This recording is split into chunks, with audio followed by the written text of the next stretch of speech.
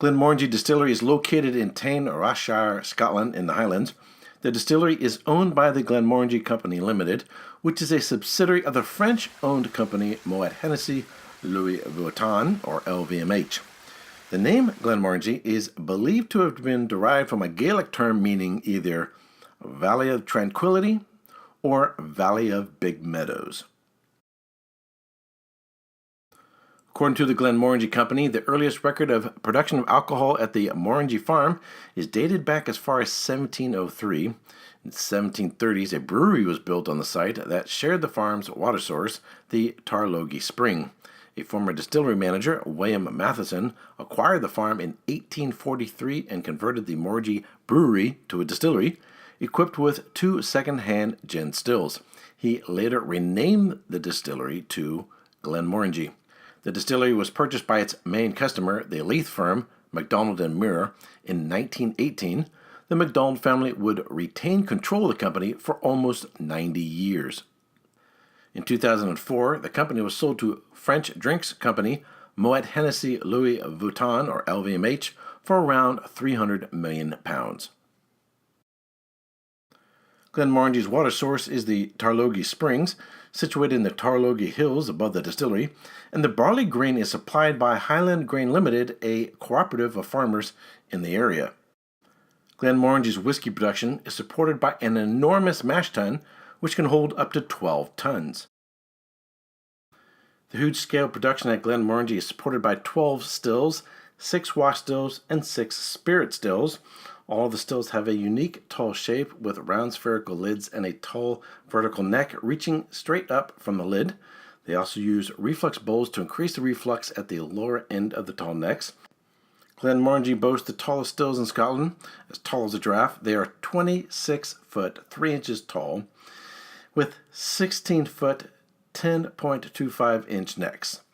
The extra height in Glenmorangie stills ensures that much of the distillate runs back down the neck before exiting through the line arm. This process is known as reflux, and it results in a very smooth and mild malt whiskey.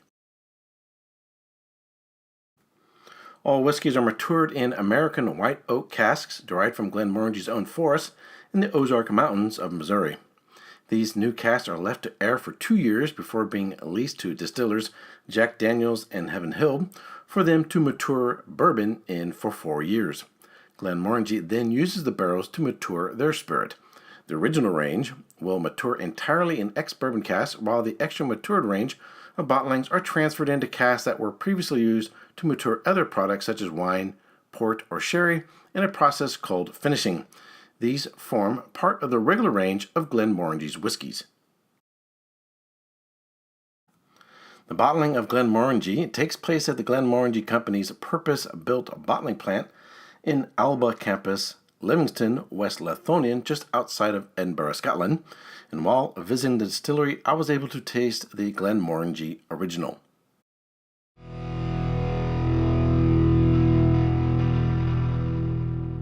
All right, I hope you enjoyed my little virtual tour of the Glenmorangie Distillery. They didn't have any distillery exclusive bottles to bring home, so I thought I would review this Glenmorangie 12-year-old. This is the Quinta Ruban port cask finished single malt Scotch whiskey. It is aged 10 years in American white oak and 2 years in a port cask. Doesn't tell you what type of port here, but if you look it up online, it's a ruby port. There are all different kinds of ports. There are vintage port, late bottled vintage port. There are tawny ports. A ruby port is sort of a very youthful, fresh, fruit-forward port, aged for just a little bit of time, 1 or 2 years, which is actually quite short for a port. And then they finish the whiskey in the cask. If you look at it, it's got a slight red tinge to it. Undoubtedly, that is being picked up by the ruby cask.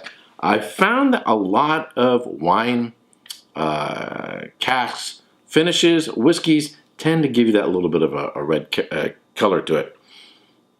Other than that, it's sort of amber, orange, but that tinge of red color is definitely there. All right, on the nose, medium intense aromas of chocolate covered cherries,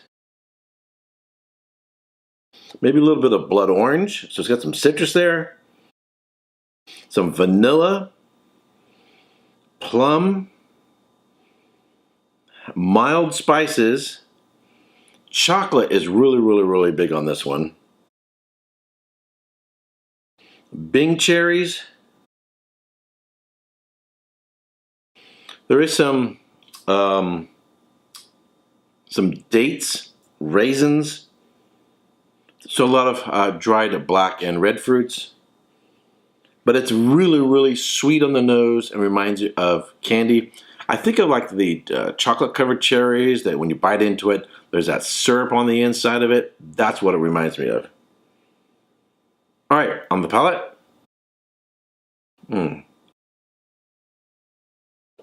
Bottled at 46% alcohol by volume, but no real bite.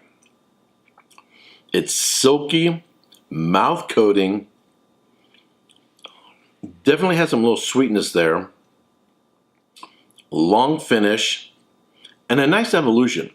I get a lot of the fruit up front, and I'm getting dried fruit, candied fruit, cherries, candied cherries, maraschino cherries, chocolate covered cherries, and then a lot of chocolate covered cherries. I get some raisins, a little bit of prune, some vanilla, hints of baking spices, maybe a little bit of cinnamon, cardamom, a little bit of nutmeg.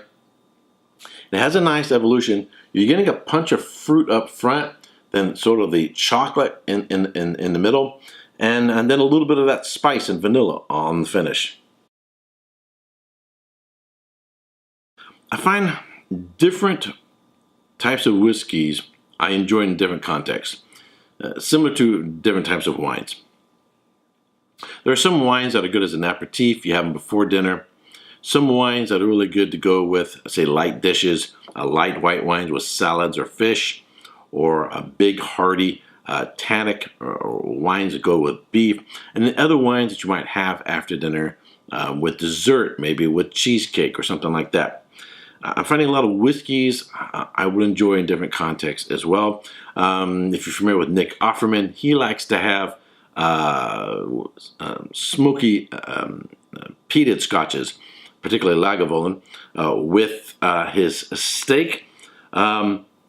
In a similar fashion, I like this one with dessert. If I wanted to have something, say, to go with cheesecake, strawberries that have been dipped in chocolate or something like that, I think this would be an excellent whiskey for that pairing.